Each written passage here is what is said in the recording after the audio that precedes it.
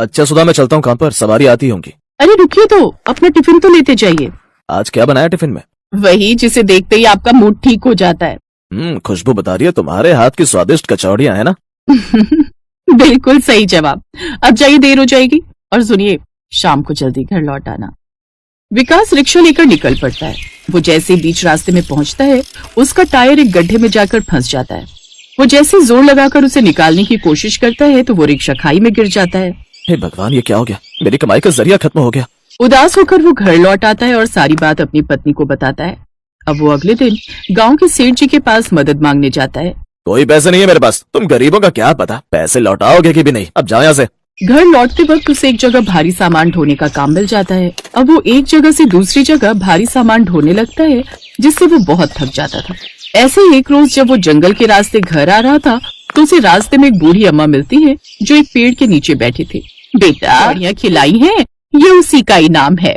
अब तुम इसमें बनी हुई कचौड़ियाँ बनाकर बेचना, और जैसे ही तुम्हारी 2000 कचौड़ियाँ बिक जाएंगी, उस दिन इस कढ़ाई में तली कचौड़ियाँ जो बनकर निकलेंगी वो तो तुम्हारे भाग्य ही बदल देंगी। क्या सच में? धन्यवाद माई। विकास वो कढ़ाई लेकर घर आ जाता है और अपनी पत्नी को सब बताता है। उस बूढ़ी अम्मा ने कहा था जो चीज तुम्हें सबसे अच्छी बनाना आती हो वो बनाना, और कचौड़ियाँ तो तुम्हारे हाथ की लाजवाब होती हैं, उसका कोई जवाब नहीं। देखने से तो ये सुनहरी कढ़ाई बड़ी ही सुंदर लग रही है, अब इसका चमत्कार भी देख लेते हैं। मैं अभी कचौड़ियाँ बनाकर लाती हूँ। सुधा रसोई में जाकर कचौड़ियाँ तलने लगती है तो वो कचौड़ियाँ दिखने में बिल्कुल सोने जैसी लग रही थी। सुनिए, यहाँ आइए, ये देखिए कितनी सुंदर सोने जैसी कचौड़ियाँ हैं। ये खाकर बताइए कैसी बनी है। विकास ने जैसे ही उस कचौड़ी का निवाला तोड़कर अपने मुंह में डाला तो वो हैरान ही रह गया। लाजवाब सुधा, ये कचौड़ियाँ तो बेहद ही स्वादिष्ट है, इसका स्वाद तो लाख गुना बढ़ गया है। क्या सच में खाने को मिल सकता है?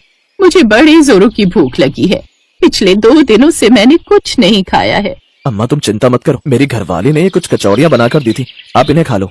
वो उस बूढ़ी अम्मा को कुछ कचौड़ियाँ खाने को देता है। उन कचौड़ियों को खाकर बूढ़ी अम्मा बड़ी खुश हो जाती है। वाह बेटा, ये तो सचमुच बड़ी ही स्वादिष्ट है। इतनी अच्छी कचौड़ियाँ तो मैंने अपने पूरे जीवन काल में कभी नहीं खाई। बेटा, तुम्हारा बहुत बहुत शुक्रिया। क्या बात है बेटा, तुम कुछ परेशान लग रहे हो? विकास उसे सारी बात बताता है। अच्छा ये बात है, चलो मेरे साथ चलो, तुम्हारी परेशानियों का हल है मेरे पास। वो बूढ़ी अम्मा उसे अपने साथ एक गुफा में ले जाती है और वहाँ रखी एक कढ़ाई उसे देती है।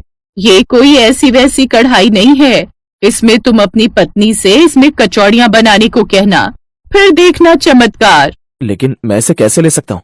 रख लो बेटा, ये समझ लेना तुमने जो इस बुढ़िया को इतनी अच्छी। जैसे ही दोनों ने वो कचौड़ियाँ खाई तो उनका मुंह खुला का खुला रह गया। इतनी स्वादिष्ट कचौड़ियाँ खाकर तो वो दोनों हैरान ही रह गए। अब लाओ तुम ये जल्दी से मुझे सारी कचौड़ियाँ एक टोकरी में रखकर दे दो, मैंने गाँव में बेच कर आता हूँ। जी अभी लाई। विकास गांव भर में घूम घूम कर वो कचौड़ियाँ बेचने लगा। कचौड़ियाँ ले लो, कचौड़ियाँ ऐसी वैसी नहीं बल्कि सोने की कचौड़ियाँ ले लो। सोने की कचौड़ियों का नाम सुनकर ग्राहक उसके पास आने लगते हैं। कचौड़ी वो भी सोने की? ये तो मैं पहली बार सुन रहा हूँ। हाँ, मैंने भी पहले कभी नहीं सुना, चलो चलकर देखते हैं। दिखाओ भैया ये सोने की कचौड़ी। हाँ हाँ मुझे भी दो। ये देखो भाई, खुद ही देख लो। अरे वाह, ये तो सचमुच सोने की कचौड़ी लग रही है, जल्दी से लगा दो हमारे लिए। विकास जैसे ही उनको सोने जैसी दिखने वाली कचौड़ियाँ देता है वो सब हैरान रह जाते हैं। वाह, ये तो दिखने में जितनी सुंदर है खाने में उतनी लाजवाब। वाह भाई वाह, मजा आ गया, सच में मजा आ गया। ग्राहकों को उसकी कचौड़ियाँ बहुत पसंद आती हैं। अब सारे गांव में विकास की कचौड़ियाँ सोने की कचौड़ियों के नाम से मशहूर हो जाती हैं। अब रोज सुधा उसे उस कढ़ाई नया घर भी बनवा लेता है। एक समय था सुधा जब हमारे पास कुछ नहीं था, लेकिन आज हमारे पास किसी चीज की कमी नहीं है। बिल्कुल सही कहा। मुझे लगता है हमें एक बार उन बूढ़ी अम्मा से मिलकर उनको धन्यवाद देना चाहिए। वो दोनों बूढ़ी अम्मा को ढूंढते हुए उस गुफा की ओर गए, लेकिन ना तो वहाँ कोई गुफा थी और ना ही कोई बूढ़ी अम्मा। कमाल है, यही तो वो जगह थी जहाँ वो मुझे लाई थी, लेकिन आज तो यहाँ कोई गुफा नहीं है। शायद वो कोई चमत्कारी शक्ति थी जो हमारी मदद के लिए आई थी। वो दोनों वापस घर लौट आते हैं। उधर गांव का सेठ अब उनकी तरक्की से जलने लगा था और वो अपने नौकर महेश से कहता है, ये कल का रिक्शा चलाने वाला रातों रात अमीर कैसे बन गया? सुना है उसने कई सारे खेत और जमीन भी ले लिए हैं।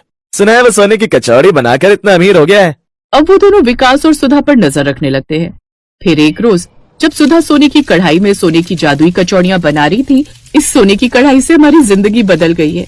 तभी विकास उससे बोला, ठीक है, अगर ये कढ़ाई हमारे पास नहीं आती बनाकर देती और विकास उन्हें ले जाकर गांव भर में बेचता। ऐसे उसकी 2000 कचौड़ियां बिक गई। फिर एक रोज जब सुधा रसोई में कचौड़ियां बना रही थी तो उस रोज की कचौड़ियां उसे बड़ी ठोस लगी। अरे, ये कचौड़ी इतनी ठोस कैसे हो गई और ये टूट क्यों नहीं रही? जैसे उसने वो कचौड़ी ध्यान से देखी तो वो हैरान रह गई। उसने विकास को आवाज लगाई, सुनिए, जल्दी इधर आइए, ये तो चमत्कार हो गया। क्या हुआ, क्यों चिल्ला रही हो? ये कचौड़ियां देखिए। वो कचौड़ियां असली सोने की थी। सुधा, ये तो सोने की कचौड़ियां हैं। बिल्कुल सही जी। अब तो हमारी किस्मत ही बदल जाएगी। तभी उस जादुई सोने की कचौड़ी से आवाज आई, हाँ, हम जादुई सोने की कचौड़ियां हैं। अब इन जादुई कचौड़ियों से तुम्हारे सारे दुख दूर हो जाएंगे। अब तुम्हें गांव-गांव जाकर कचौड़ियां भी नहीं बेचना पड़ेंगी। आज के बाद जब भी तुम्हें इस कढ़ाई से जादुई सोने की कचौड़ियां चाहिए होंगी, तुम मांग लेना। अब उन जादुई सोने की कचौड़ियों को बेचकर ये नहीं विकास बातें। महेश ये सारी बात सुन लेता है और एक रोज सेठ और महेश मिलकर उनकी सोने की कढ़ाई चुरा लेते हैं। मैंने रात को तो यहीं रखी थी, पता नहीं कहाँ चली गई। उधर जैसे ही सेठ सोने की कढ़ाई में कचौड़ियां बनाने लगता है, उसमें से पत्थर की कचौड़ियां निकलने लगती हैं जो उस पर वार करने लगती हैं। बचाओ, इस कढ़ाई में तो कोई भूत है, बचाओ बचाओ। सेठ भागते हुए विकास के पास जाता है और उससे माफी मांगता है। मुझे माफ कर दो विकास, तुम्हारी सोने की वो जादुई कढ़ाई मैंने ही चुराई थी। इन कचौड़ियों को बोलो मुझ पर वार करना बंद करे। रुक जाओ जादुई कचौड़ियों। सेठ जी, आज आपको समझ में आ गया होगा कि इंसान गरीब या अमीर नहीं होता, बल्कि इंसान तो इंसान होता है। इंसान को कभी पैसों का गुलाम नहीं बनना चाहिए। पैसे हमारे काम आते हैं, हम पैसों के नहीं। मैं ये बात आज समझ गया। मैं अब से कभी अमीर गरीब में भेदभाव नहीं करूंगा। सेठ विकास से माफी मांगकर उस जादुई सोने की कढ़ाई उसे वापस कर देता है।